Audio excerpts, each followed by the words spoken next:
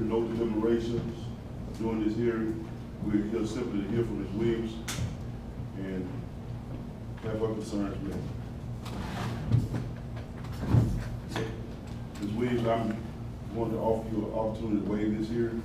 You understand that this is a due process hearing and it won't be held when you opt to waive it. Do you understand that if the hearing is held and you will not be given the full and complete opportunity, you will be given the full and complete opportunity to respond to the charges, the above charges, and the charges that Commissioner Albright, what was the official charge? Incompetency or repeated inefficiency in the performance of duties. All right, do you further understand that if you so desire, you could be accompanied by anyone you're choosing to this hearing and would not be of adversary nature, with no explanation of witnesses permitted?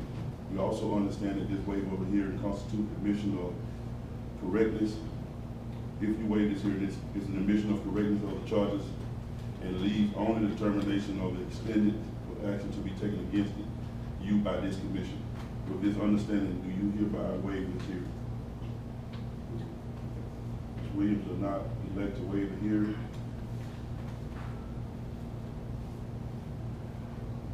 I got a serious question to ask. Do you acknowledge your notification of this hearing? Yes. Do you acknowledge, do you have specific questions regarding the procedure? Do you have any questions? Yes, I do. Okay. Well, good evening, commissioners. First of all, when I spoke to Commissioner Albright and Commissioner McIntosh in the attorney's office a month or so ago, I was told at that time that they would contact myself and Fred, get us together, get us the engineer together, and that never happened. And then when we had the meeting on the 27th, then I was sitting here, and it was like I wasn't sitting. This procedure, we got any questions regarding this procedure? No. Do you understand that this would not be an adversarial hearing?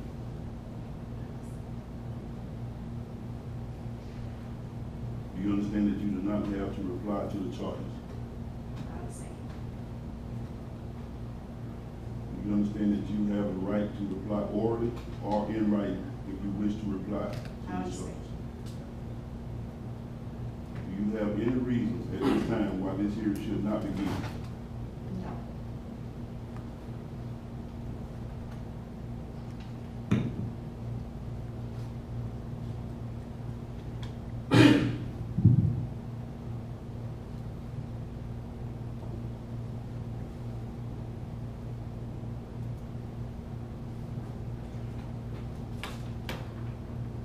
All right, Ms. Williams, at this time, you can voice your concerns. Like I stated before, when I met with Commissioner Albright, Commissioner McIntosh, and the attorney's office, we had a discussion. It was supposed to be a discussion with myself and the engineer to see what actually happened.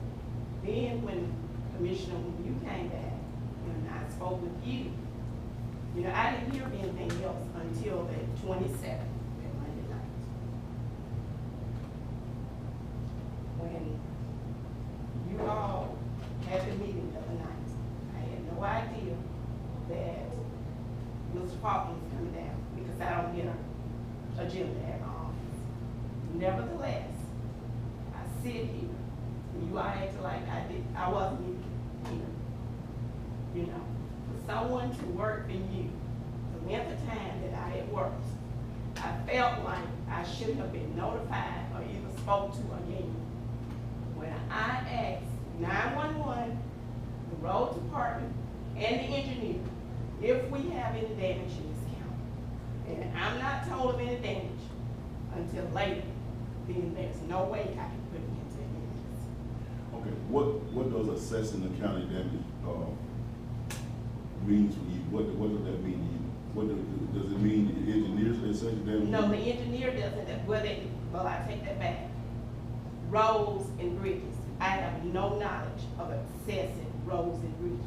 But if I'm given the information, I will call Dunn Hartley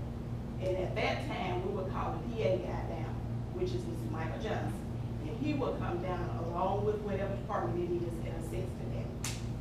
I have no idea about a bridge or roads. or how much You it before costs. mentioned that you met with me shortly after you met with Coach Commissioner Albright and Yeah. McIntosh and Jim. And my concern then, as it is now, is why wasn't there any communication between you and the engineer? There was communication. I asked the road crew, I asked road guys today, and I also asked Mr. Howard, did we have any damage? Is that documented? Is that documented? Mr. Powell gave me some figures, and I repeatedly told him I needed in writing. Then he came back and said, okay, we have the bridge here, the bridge there, the road here, and I in turn gave him Mr. Johnson's information so we could get the ball rolling. But after that time, it was already the deadline.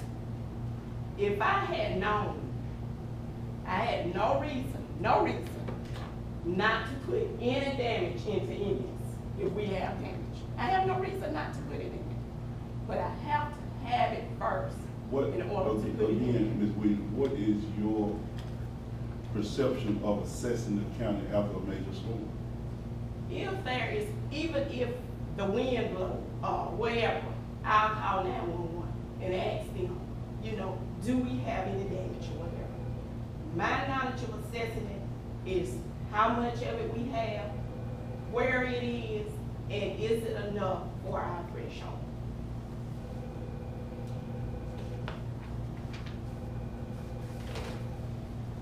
Anything, attorney?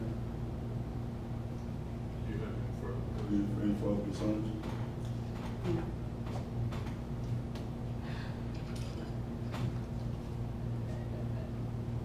No, Commissioner? The only question I have is the normal procedure for you to call 911 and ask them what the damage is? See, 911 has a radio there as well. And if I miss something, normally when a tree falls or whatever happens, people are gonna dial 911 first because I'm not at the office. If they don't call me, then I'll call just to check, just to see.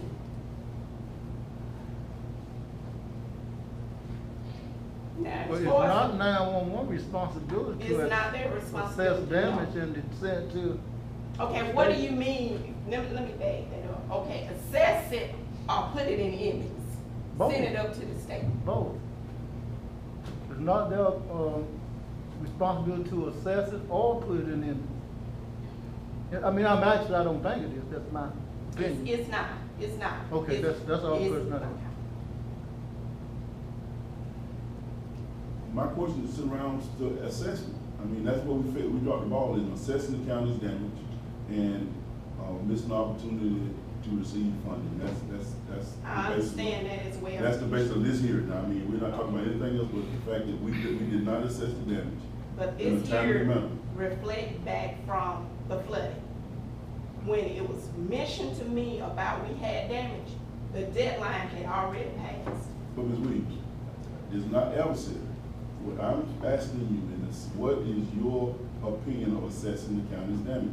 As EMA director, I asked Mr. Faulkner several times, who is responsible for assessing the damage for the county? I want to be clear on that. Whether it's the E911, the engineer, and time again, he said the EMA director. I was sitting there, I heard him. Okay, that's what I'm trying to do. I am not knowledgeable enough to know about roads and bridges. Even if I had went to the bridge, I still wouldn't have known the dollar amount on the bridge or the road. I understand that, but that's where communication comes in. There was no miscommunication with me. I asked the road department supervisor and I asked Mr. Powell. Okay, again, let me ask you this question, and then bring it home. Whose responsibility is it to meet the deadline? It's the EMA responsibility if the EMA get the information. That's all I have. Well, it's my understanding that this hearing is for you to respond to us. And it's not supposed to be adversary, and we really are not supposed to cross-examine and so forth. But, you know, I have emails where I contacted you.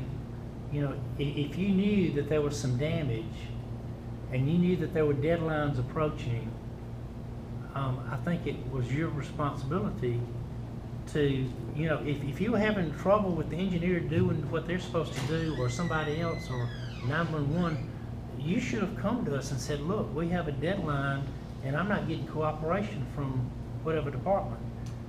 There was never any mention, there was never mention at all of any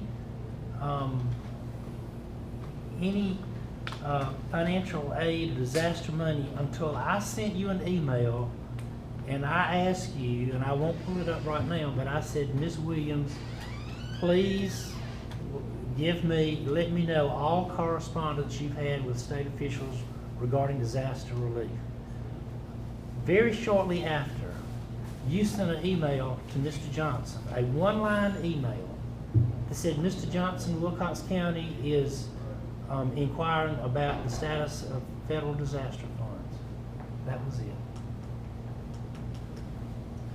I had spoken with Mr. Hartley, because we was trying to, well, Ms. Powell asked me about how much was our threshold. You know, Well, verbally, it wasn't I'm sorry, like- you know, this is really a time for you to respond to us, and we won't turn it into anything adversary. I'm still to the norm, and it may not be at this time, but the way that I was treated on the 27th, it's just.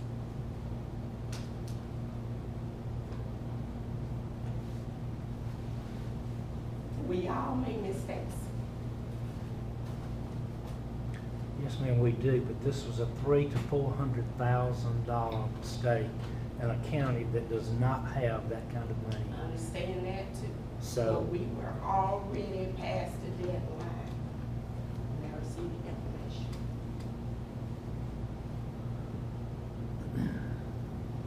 That's the vote. Thank you, Ms. Williams. Thank you. That concludes the hearing, as we've heard from Ms. Williams. At this time, I entertain a motion to call an emergency call meeting. So moved. Got a motion by Commissioner Alfred, Second. got a second by Commissioner Green. Any discussion? It's up to you. What's the guideline for an emergency meeting call? We have an emergency need. We have a need, emergency need, there's a need to appoint a EMA director. We've been instructed by the state office to call an emergency meeting. There have to be any type of prior notices. Not emergency, not in case of emergency. But we did give 24 hours notice. It was on-